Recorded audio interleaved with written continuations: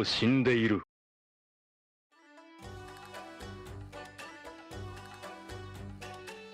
Hey everyone, it's Xant. So, it happened. We finally got Lacus. Good night, sweet Haro chips. We hardly knew you. Anyways, on to serious business. We got a new banner, and I'm gonna talk about it. So, I'm gonna open with the upcoming welfare, the Build Gundam Mark II. Now, this is built by Sei Iori during the events of Gundam Build Fighters as a backup machine, and this suit is based on the Gundam Mark II from Double Z. A dual beam rifle wielding suit? Sign me up. Now, as it's a Build Fighters unit, there's not a lot of lore or history behind the suit, unfortunately, so we'll just get right into the weaponry. The suit comes with 2 beam rifle Mark IIs. They can also generate beam sabers from the emitter, so it's a 2-in-1 deal. 2 movable shields. These are actually mounting points for the beam rifles. The beam rifles can also be held on their own, but they get more firepower and just in general a boost to their output while on these mounts. And 2 beam sabers. Now, the Build Mark II also has optional weaponry, which match what the original Mark II had. A Hyper Bazooka, Vulcan Pod, a standard shield, things like that. Neat though, I really do like the aesthetic that the shield-mounted rifles give. Now, onto our gacha units. I'll open with the Trion 3, another unit from the Build Fighters universe, this time the sequel though, Tri. Based on the Double Z Gundam, this suit was built and piloted by Minato Sakai and functions exactly like a Megazord, made up of 3 individual mobile armors with animal motifs. It's kind of interesting when you think about it. So let's get into what this 3-in-1 is packing. It has an armed booster, the arms can detach like rockets, and they're remotely controlled. It has a Liger Glare ability, the eyes of the lion on the chest fire out a spiraling beam, hits quite hard. Has 2 wing shields, much like its predecessor, or I guess what it's built off of. They're defensive and offensive. They can block incoming projectiles and also become heated blade weapons. It has a V-fin boomerang, a high mega cannon, just like the Double Z built into the face, a double cannonade. These are built onto the back. They can kind of slide up like shoulder-mounted ones or stay down where they normally kind of just sit on the machine. They're just cannons. It has 2 hyper beam sabers. It has 2 raptor breakers. These are the leg claws. They can crush or capture whatever's in them. Then it has a Choho pressure cannon. The lion head can release shockwaves to trap opponents, and it does it with magic plastic synchronization powers. And it has a Hyper Minovsky Chohokin.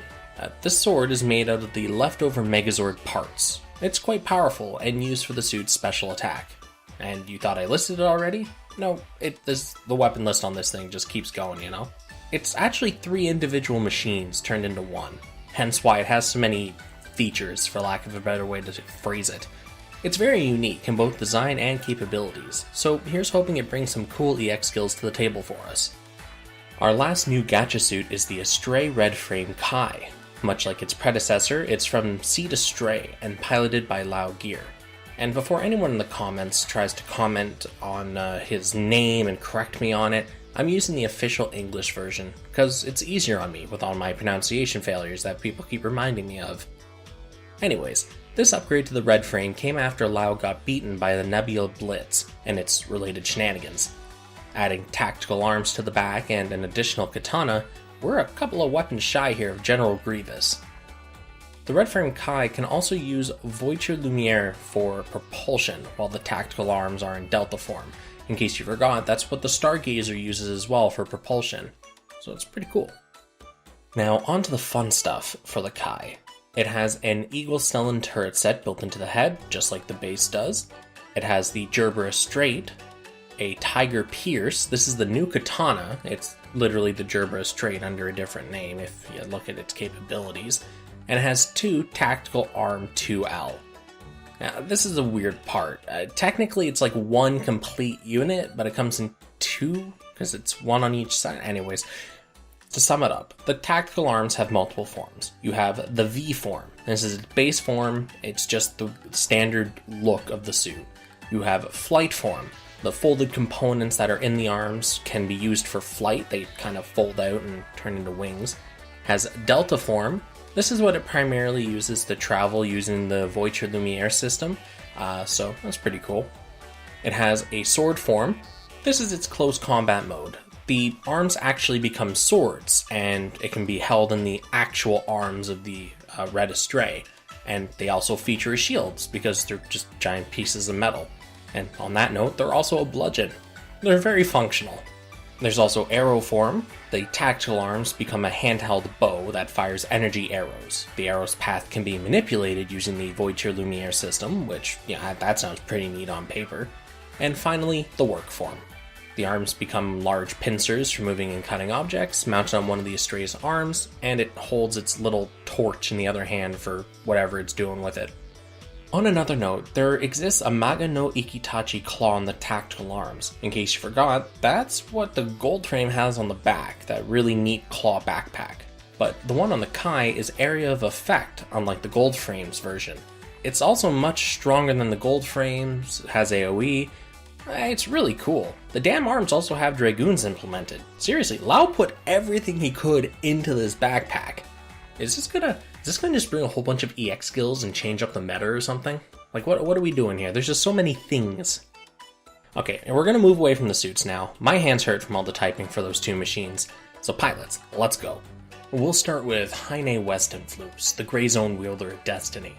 And if you get that reference, back to your den with you, degenerate. Now, Heine is a ZAF coordinator from Gundam Seed Destiny, and this ace pilot managed to obtain his Faith designation at a young age.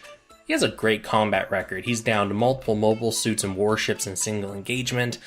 He was able to fight more or less equally against the Freedom, and you know how that is. As soon as somebody can fight equally against plot armor, you know they got something going for them. Unfortunately, he was finally downed by Stella, and it was an accident of all things. He was trying to get a sneak attack in on the Freedom when its back was turned. Shame, really. He was really talented as a pilot. I find it funny that the majority of these ace pilots, especially in Seed, that have custom colors, always have their hair dyed in said color. Heine's being orange, if you couldn't tell. Our last new gacha addition to the game is Lacus Klein. Now, I've been waiting since day one for her, and here we are. I'll try to keep this brief. So she's an idealist idol from Gundam Seed, a pacifist who sounds airheaded as they come, and also wants to create an era of peace by forcing war until everyone surrenders. And now that we have the dichotomy of Seed and Archangel's crew and all those shenanigans out of the way, let's actually talk about the pink-haired songstress. She spends most of the first half of Seed as a foil character for building up Athrun and Kira, but eventually became her own individual character after giving Kira the Freedom Gundam. She then created the Klein faction, funded and led a rebellion against the policies of Patrick Zala, and then resulting of that, she stole the Warship Eternal, the Freedom Gundam, which he'd given to Kira, and eventually the Justice Gundam because Athrun joined their side. And with all that wrapped up, she became Captain of the Eternal, and I think she was only in a mobile suit once during the anime, and I think canonically it was only for a few hours. It's like atmospheric re-entry to give the suit to somebody else. I might be misremembering that, it's been quite a while, but I'm pretty sure that's what happened there. Anyways, I'm not about to complain. Popularity is king in it. And you know what? She did a good job of being captain. I chalk that up though to her being a coordinator. Alright, now if you didn't notice it, the arena was given an update as well. Now it's been a hot minute since Johnny was added, so I bet you have a stockpile of coins sitting around. It's a 00 arena shop this time, bringing us Tieran Tauzi and its pilot Soma Paris.